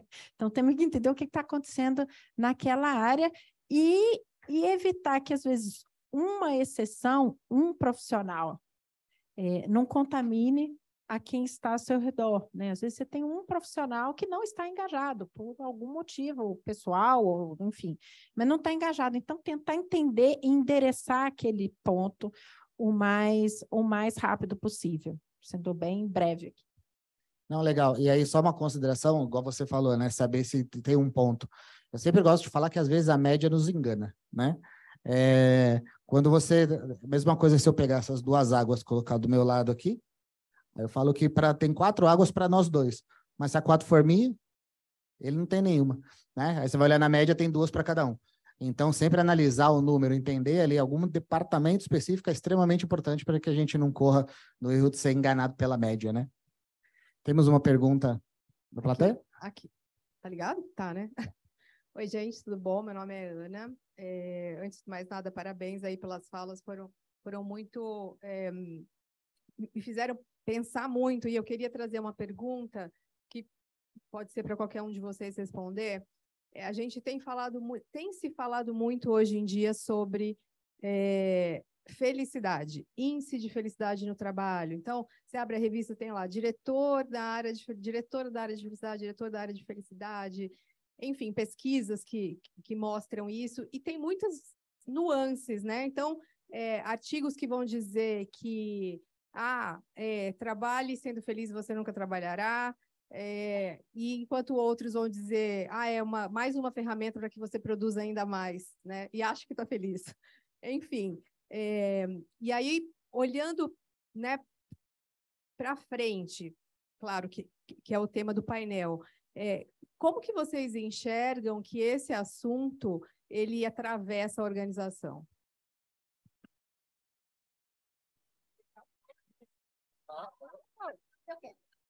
Eu quero falar. Como que esse assunto atravessa? Eu acho que o assunto felicidade eu tenho visto também pipocando, e algumas conversas têm sido inspiradas na nossa organização sobre isso. Eu acho que ele é traduzido na nossa organização não como, né, uma responsabilidade organizacional pela felicidade de cada colaborador, mas por garantir o orgulho. Eu preciso garantir que cada colaborador se sinta embaixador da nossa marca e que ele tenha orgulho de falar onde ele trabalha. E por quê? E que ele consiga verbalizar e ser vocal do porquê que ele tem esse orgulho. Se eu conseguir isso, já está bom demais. Agora, eu preciso que ele chegue feliz para trabalhar. Essa felicidade ele tem que trazer dele, né? Porque eu acho que é muito pesado, minha opinião aqui, muito pesado você transferir para a organização a responsabilidade de tornar cada um dos 3.000 colaboradores da Nutrien felizes, né? É uma responsabilidade muito pesada, pode ser cruel para a organização, né? E difícil de atingir, vamos ficar frustrados. A liderança vai ficar frustrada. Agora, garantir o orgulho já é um passo enorme nesse caminho.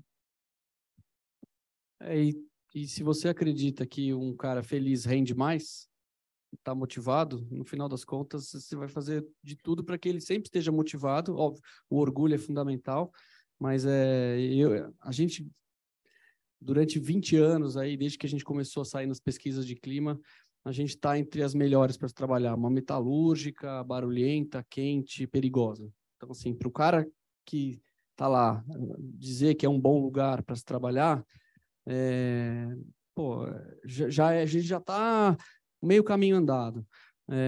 Então, e para nós, quando a gente cai ou sobe nas colocações, a gente começa a analisar se tem alguma coisa de errado, e aí volta o que você falou, será que tem uma área que está doente? Será que tem uma pessoa, um líder, principalmente tóxico, né? Que, putz, a contaminação dele... Às vezes, assim, talvez essa palavra até seja um pouco forte, mas às vezes um líder que não esteja aderente à cultura da empresa, ou alguém que foi promovido e não era um excelente analista, mas não estava pronto para ser um líder e ter uma gestão de equipe e tal. O efeito disso pode ser muito perverso, né, na empresa, na minha avaliação. E eu acho, quando você falou ali, eu dei risada, porque tem o CHO, né, os Chief Happiness Officers, até achei que os caras agora pegaram um pouco pesado nisso, mas de certa forma é porque eu acho que se estão olhando isso é porque as pessoas chegaram à conclusão de que é importante estar feliz e motivado, porque aí ele rende mais e a empresa vai melhor, né? E o ambiente e a alegria é contagiante, né? E o oposto também. Legal. Temos mais uma pergunta no fundo aqui? Eu tenho uma pergunta que, na teoria, é um pouco de tabu, assim, mas aproveitando que o tema é gestão do futuro, vou falar sobre uma coisa que, na prática, ainda não existe muito bem. Aproveitando sobre dois temas que vocês falaram, sobre qualidade de vida e sobre a questão social, qual é a opinião de vocês e se vocês acham que é factível? 2 pontos. O primeiro é a questão da remuneração pelo tempo de transporte, principalmente para níveis hierárquicos inferiores. Então, adicionar isso à carga horária ou você remunerar pelo tempo que a pessoa leva para chegar ao trabalho. E a segunda questão, o segundo ponto é sobre a questão dos benefícios. Então, benefícios além de plano de saúde, vale transporte, por exemplo. Existem empresas que hoje já dão um vale-refeição diferente, um Gympass, algumas coisas assim. Qual é a opinião de vocês sobre isso e quão factível vocês acham que é? Bom, eu acho que é uma questão, sendo uma análise bem racional e fria disso, deixando o lado da felicidade de fora, né? Aí é uma questão da empresa de atratividade. Do ponto de vista de empresa, né? Se ela está inserida no mercado, que ela tem concorrentes oferecendo esse tipo de benefício, ela tem que oferecer para acompanhar o mercado, senão ela vai perder gente, ela não vai conseguir trazer as pessoas. É factível. Tudo depende do mercado, do segmento que você tem inserido, como é que você trabalha isso. E para o RH, a gente trabalha a remuneração como um todo. Então, você pode ter um pacote de remuneração, pacote como um todo, muito atrativo, com muito fringe benefits, né, que são esses, vou chamar assim, os penduricários, que para muita gente é muito importante, mas pagando um salário menor. Ou você pode ser uma empresa que trabalha com um salário, remuneração direta maior e com benefícios menores. Isso é uma questão de ajuste de mercado, você acompanha a pesquisa, você sabe como que é por nível, por localidade, por região, você vai acompanhando. Eu acho que isso é factível. A segunda parte da pergunta? Bom, eu nunca tinha ouvido, né, esse questionamento, mas, como eu disse, se eu colocar no papel, fazer a conta, eu acho que funciona. Eu acho que aí entra também essa questão da escuta ativa, né? Do que realmente é relevante para aquele grupo de colaborador. Senão a nossa tendência como RH é achar aquilo que a gente acha que é bom, que é tendência, né? Oferecer, só que será que é relevante para aquele público? Né? No meu caso, por exemplo, estou no interior, o tempo de deslocamento não é tão grande como quem mora na capital. Né? Mas eu tenho outros benefícios que já passam a ser mais interessante. Então, acho que ouvir, né, o que de fato é importante e criar um pacote que faça sentido, acho que é o mais importante. Desculpa, só para complementar, né? Um exemplo claro. O pessoal do escritório pede Gympass. Bacana. O pessoal da planta, cara, eu acho que quer descansar em casa, né? O cara fica o dia inteiro lá na mina e tal, não está querendo muito uma musculação, né? Então, assim, eu acho que depende muito do público. Você tem que ter um olho aberto nisso. Temos mais uma pergunta ali. Não, por favor. Meu nome é Daniela, eu queria parabenizar a Câmara pela oportunidade, pela organização, e eu queria explorar uma tendência que não foi colocada por nenhum dos debatedores, então fica para quem quiser comentar. É algo que já é uma realidade hoje, mas tem crescido, é a questão da longevidade. O país, ainda o Brasil é um país jovem, mas isso está mudando, a pirâmide está mudando, e a gente tem cada vez mais profissionais sêniores que querem, precisam e podem trabalhar. Como é que vocês veem isso?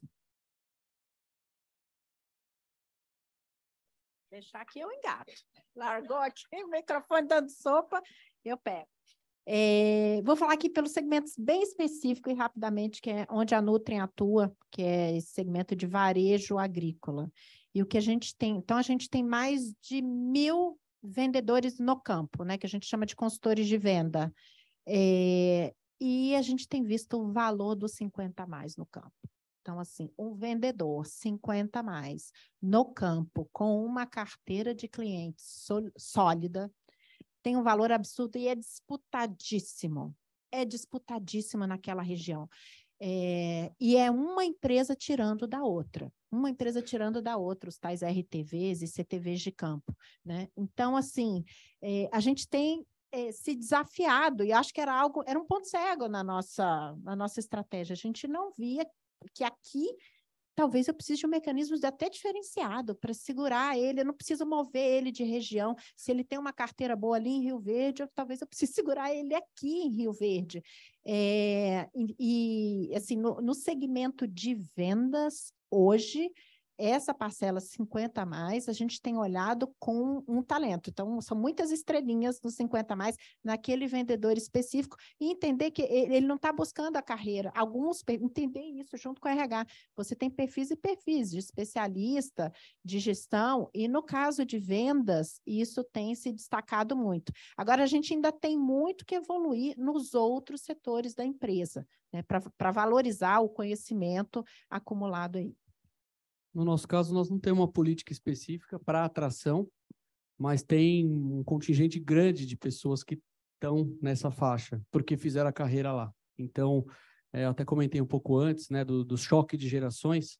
Esses mais experientes, eles são os nossos embaixadores também, porque eles falam para os jovens, eles dão muita lição para essa turma. Cara, você não conhece o mercado, vai lá ver o que está acontecendo lá fora. Essa empresa aqui, quando aconteceu a enchente de não sei quanto, ela organizou não sei o que mais, essa empresa fez isso.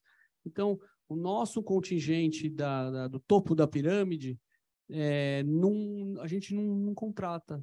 Acho que, né, não é uma prática comum, mas eles estão lá desde sempre. Então, provavelmente entraram lá como menor aprendiz e vão ficando. Pra você ter uma ideia, o nosso CFO, que está se aposentando esse ano, ele está com 67, aposentando com 67, a idade nossa recomendada pelo Estatuto é 65, ele começou como estagiário.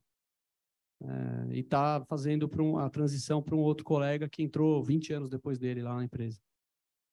Então, são ciclos, né? Mas não temos política. Sinceramente, eu acho que talvez seja algo que a gente comece a ter que pensar, porque está mudando como a população está mudando, né?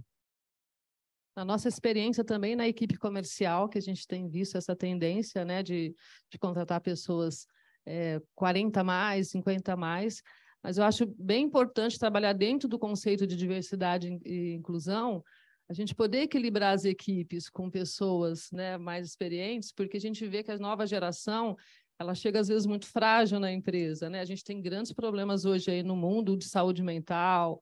E eu acho que quando você consegue ter uma equipe equilibrada, você consegue também ter um apoio, um suporte maior, principalmente emocional, para esse público, né?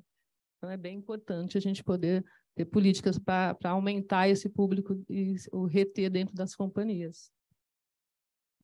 No mesmo sentido, né, eu concordo com o que foi dito, a gente tem uma dificuldade hoje, a gente sentou para falar sobre esse recorte do etarismo, que ações a gente pode fazer afirmativas de etarismo. Aí eu estou falando de contratar pessoas já dentro da classe do etarismo. A gente está ainda meio que no vácuo, buscando referências com benchmark com outras empresas para fazer exatamente esse recorte. Porque a questão, por exemplo, a gente tem um compromisso público de mulheres da mineração. A gente faz parte de uma associação, Women in Mining. Nós assinamos um compromisso de ter X% de mulheres a cada ano em contratações, etc.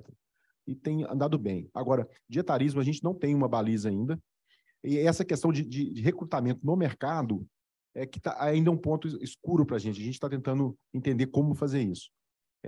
Um gestor, de repente, chegar para a gente, olha, eu quero uma pessoa experiente para essa vaga, seria excelente, só que não vem essa demanda dessa forma, então a gente tem que tabular e negociar para aquela, como você disse, tem um mix, né? Dependendo da área, se tem uma turma muito jovem, de repente alguém mais experiente ajude mais. Vou contribuir com o tema também.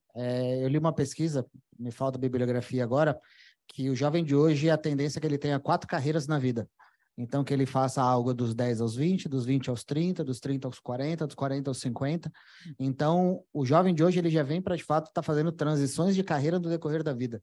E isso já acontece também com outras gerações, né? Então, você vê profissionais de 30, 40 anos querendo migrar de carreira, querem fazer outra coisa, né? E as empresas precisam se adaptar e abrir os olhos justamente para esse profissional, porque cada vez mais a pessoa vai querer estar tendo um novo desafio. Existem benefícios de experiência, de timing de vida, onde justamente a pessoa está preparada para fazer essa transição e ela, de fato, pode colaborar muito com o desenvolvimento organizacional, né? Então, fica a reflexão só para a gente abrir o olho para isso e, de fato, criar políticas que possam estar contratando pessoas e ter esse desempenho, né? Tinha mais algumas perguntas aqui, mas infelizmente nosso tempo acabou, né? Alguns colaboradores, convidados daqui têm horário de voo, então a gente precisa estar respeitando o máximo esse tempo. Queria agradecer a presença de todos aqui do painel. Espero que vocês tenham gostado. Obrigado.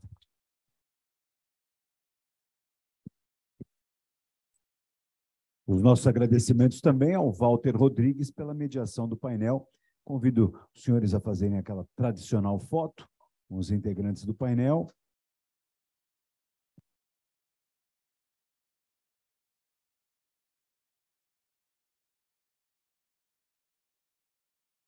Enquanto eles fazem esse retrato, e antes das considerações finais, gostaria de agradecer a todos aqui presentes, o patrocínio da Travel Plus, Air Canada, FCR Law, Genetec, Brookfield, BRP, Sescom Barria Advogados, Ethos Asset, Lifetime e Nutrim.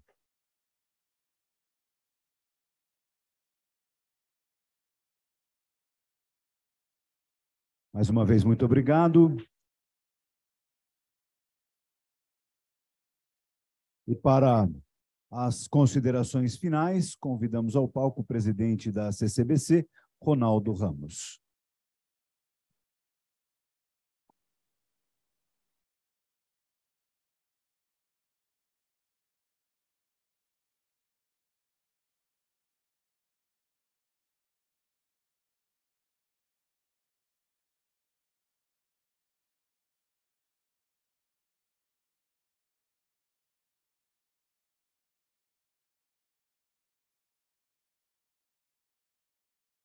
Então, pessoal, está quase acabando. Eu estou entre vocês aqui e vocês no happy hour. É uma situação bem delicada essa minha.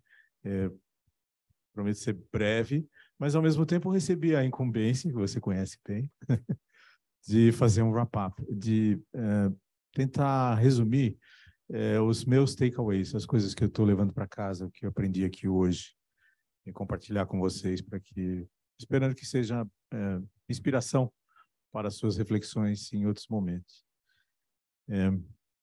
Eu acho que vou começar pelo tema aprendizagem, porque ele é muito relevante num ambiente que tem mudança constante, né? E que, portanto, exige muita adaptação da nossa parte, um esforço constante de adaptação, leitura de contexto e reposicionamento nosso. O que eu ouvia hoje é que foi muita disposição para a ação, né? E algumas palavras que nos levam à disposição para a reflexão, né? Eu ouvi diagnóstico, ouvi escutativa e outras desse tipo. Eu acho que nossas formações acadêmicas, todos nós fomos muito bem preparados para a oratória, alguns foram preparados também para a escutatória, e poucos foram preparados para a perguntatória, né? A gente não consegue fazer diagnóstico se a gente não souber perguntar, e a gente não consegue demonstrar para o outro que ele realmente está sendo ouvido se a gente não conseguir fazer perguntas sobre aquilo que ele falou e sobre a nossa interpretação correta daquilo que a gente está ouvindo. Então, eu acho que eu gostaria de convidar vocês a refletir sobre a necessidade de ter estas 3 dimensões da relação: a oratória, né, a escutatória e a perguntatória. Eu acho que a gente pergunta pouco, a gente assume muito, e este pode ser um problema, porque a gente tem a tendência natural de aplicar soluções para problemas que a gente ainda não formulou, né? Acho que isso é mais comum do que a gente imagina. A fala do embaixador foi fantástica, e ele compartilhou um número conosco hoje que me deixou perplexo. 300 bilhões de reais de investimentos canadenses no Brasil. Depende da maneira como a gente calcula isso, depende da maneira como esses investimentos são aferidos, mas tem empresas no Brasil canadenses que sempre reinvestiram seus dividendos aqui, então fica muito difícil acertar esse número, mas 300 bilhões de reais é um número muito importante. As relações entre Brasil e Canadá, eu acredito que nunca estiveram tão bem como estão hoje, e eu acho que elas podem crescer ainda mais porque as economias começam a entender a complementaridade e as similaridades não só entre os 2 países, mas também entre os 2 povos, porque temos culturas em muitos aspectos muito parecidas. Então, convido a todos a olharem para o Canadá, para as relações Brasil-Canadá, com mais interesse, com a disposição de encontrar oportunidades, e, obviamente, a Câmara está à disposição de todos. Sustentabilidade, né?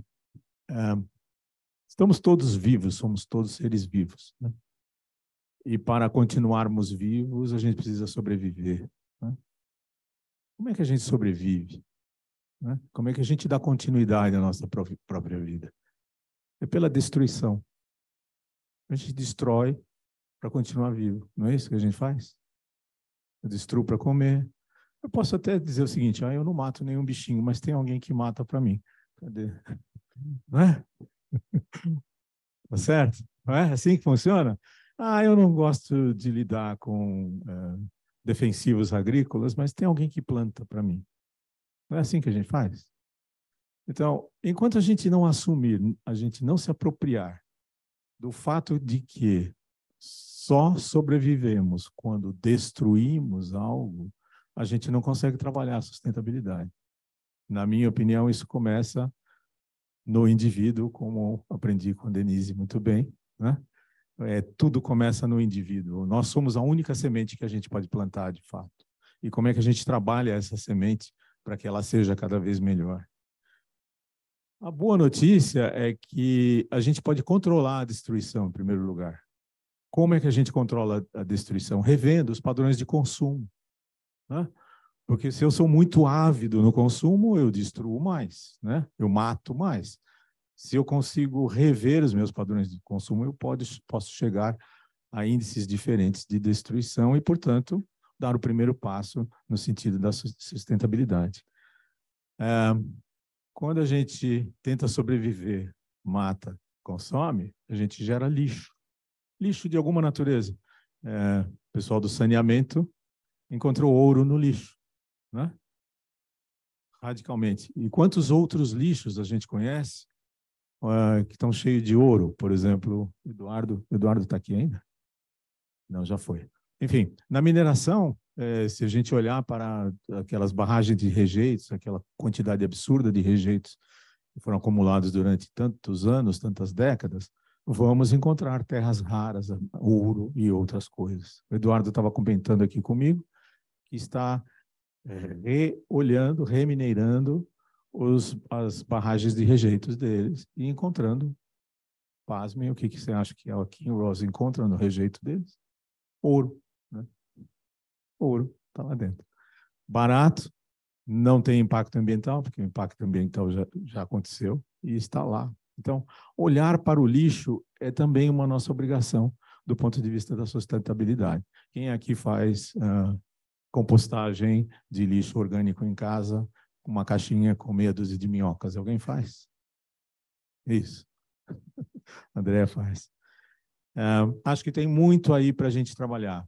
Independente das grandes ações, dos grandes discursos que as companhias fazem, das grandes tecnologias que a gente pode usar, eu acho que a gente precisa investir nesta tomada de consciência e na apropriação de que, de fato, nós temos responsabilidade individual, não só como profissional, mas como indivíduos também. E como é que a gente coordena essas duas responsabilidades, a do indivíduo com aquela das organizações? Isso eu estou levando como aprendizado hoje. Energia renovável é muito bacana, mas o mundo também precisa de energia firme, né? Nem toda a energia é renovável, com exceção do Canadá e da energia hidrelétrica, por exemplo, talvez da nuclear, né? Não temos energia firme, precisamos de sistemas de acumulação de energia também. Então, trabalhar energias limpas e renováveis é muito importante, mas trabalhar sistemas de acumulação para que a gente possa utilizar essas gerações, todas essas formas de energia que não são firmes, é importante considerar, né? Poucas províncias no mundo têm o privilégio da província do Quebec, que tem 99,7% de energia renovável. Basicamente é neve acumulada, gelo acumulado, grandes quedas e grandes usinas hidrelétricas. É isso que eles têm lá, né? Claro que tem outras formas de geração de energia, mas são secundárias. Volume grande, importante? Mas é secundária, porque não é firme, não garante estabilidade de consumo. O bacana na sustentabilidade é que os engenheiros têm ideias, né? Quando apertados, eles têm boas ideias, inclusive os da Poli.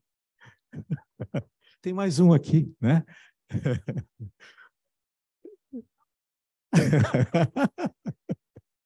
Mas é bacana isso, porque eu acho que a sociedade, quando é exposta a um desafio importante, ela gera soluções. E todos nós geramos soluções de alguma natureza. Um ponto importante que eu estou levando aqui é da responsabilidade da nossa consciência social. Como é que, como grupo, a gente desenvolve a consciência social e observa comportamentos de stakeholders, necessidades de outros públicos, e principalmente pensa nas famílias dos nossos colaboradores, em primeiro lugar, mas não só nelas, nas famílias dos nossos vizinhos e das pessoas impactadas, a montante e a jusante, como diria o pessoal da Vale, que conhece muito bem essa questão. Então, acho que é importante a gente trabalhar como valor, como elemento da cultura nossa, a consciência social. Qual é o impacto da minha atividade e qual é o impacto que eu gostaria de ter e o que eu quero falar para os meus filhos que eu estou fazendo como profissional e como ser humano. Não é fácil fazer isso, porque a gente confunde papéis, a gente confunde ambições e em determinados momentos a gente é vítima de pressões sociais de toda a natureza, inclusive da acumulação, né? Sustentabilidade com acumulação não combina muito, né, se a gente pensar bem. Sustentabilidade precisa ser geração e distribuição de alguma maneira, pressupõe compartilhamento. Sobre retenção de talentos, será que a gente retém uma pessoa? Será que a gente tem esse poder, né? Ou será que a gente cria ambientes favoráveis à prosperidade dos indivíduos que trabalham conosco? Eu sempre faço essa reflexão, é o seguinte: será que o meu papel é fazer com que as pessoas e as organizações sejam exatamente aquilo que eu quero que elas sejam? Ou será que o meu papel é promover condições para que aquelas pessoas e as organizações sejam o melhor que elas podem ser? E eu acredito mais no investimento da consciência dos indivíduos e na sua prosperidade e ajudá-los a serem aquilo que eles querem ser, do que efetivamente reter um profissional. Porque quando eu digo reter, quando eu digo segurar, quando eu uso esse tipo de palavra, eu estou assumindo a minha hipótese implícita, né? É que eu tenho controle. Não tenho controle. Eu posso liderar, eu posso acompanhar em jornadas, eu posso influenciar jornadas, mas será que de fato eu tenho este controle que eu acho que eu tenho, principalmente nas posições de poder nas organizações? Deixo aqui essa minha reflexão, eu estou levando isso para casa também, tá, gente? O outro ponto sobre como é que a gente engaja as pessoas, né? Acho que a principal questão é a gente tentar procurar soluções que sejam tipo tamanho único, elas servem para todos os meus colaboradores. Então, tem um programa organizacional de engajamento coletivo, né? As pessoas são únicas, são individuais, a gente vê tantas gerações no mercado de trabalho hoje. Vocês acham que uma solução só vai resolver algum problema? E é um problema que a gente nem sabe se formulou bem ou não ainda, né? Então, como funciona isso? E eu sempre volto em pelo menos uma granularização das preferências de aprendizagem, porque eu acho que o principal fator de engajamento é a aprendizagem, é a construção de prosperidade, e a prosperidade vem pela aquisição de conhecimento. E aí a gente precisa ver que tipo de preferência de aprendizagem os nossos colaboradores têm. Por exemplo, eu conheço gente que diz o seguinte: olha, definitivamente eu não sei o que eu preciso saber. E eu quero que alguém venha me ensinar aquilo que eu preciso saber. Vocês conhecem gente assim na empresa? Bastante, né? O outro tipo eu gosto de procurar respostas para as minhas próprias perguntas. Este indivíduo precisa ter um método de engajamento completamente diferente do anterior, porque ele necessita de uma proposta de valor completamente diferente daquela anterior. Preciso tomar cuidado, obviamente, com as perguntas que ele vai fazer. Preciso dar uma ajustada e dizer, olha, isso cabe dentro da nossa empresa, dentro da nossa cultura, isso não cabe dentro do nosso negócio e assim por diante. O outro método é o seguinte: eu não sei fazer perguntas, eu preciso que você faça perguntas para mim, e aí eu vou buscar a resposta. Tipicamente, nós executivos fazemos isso a maior parte do tempo, até um determinado nível de desenvolvimento da carreira. Também aqui a gente precisa de outra forma. E acho que o quarto tipo é aquele onde a gente diz o seguinte: eu gosto de aprender colaborando e compartilhando aquilo que eu aprendi. Porque à medida que eu compartilho aquilo que eu aprendi, alguém vai compartilhar comigo aquilo que este alguém aprendeu. E aí, juntos, vamos construir ambiente de aprendizado colaborativo.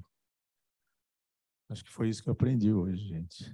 Eu fiquei aqui pensando, escrevi bastante, e eu acho que vou deixar a última pergunta para vocês com as minhas despedidas e os agradecimentos a todos vocês que participaram e mais a todo o staff nosso, esse pessoal maravilhoso da CCBC, e eu gostaria de pedir uma salva de palmas para todos eles que estão ali no fundo.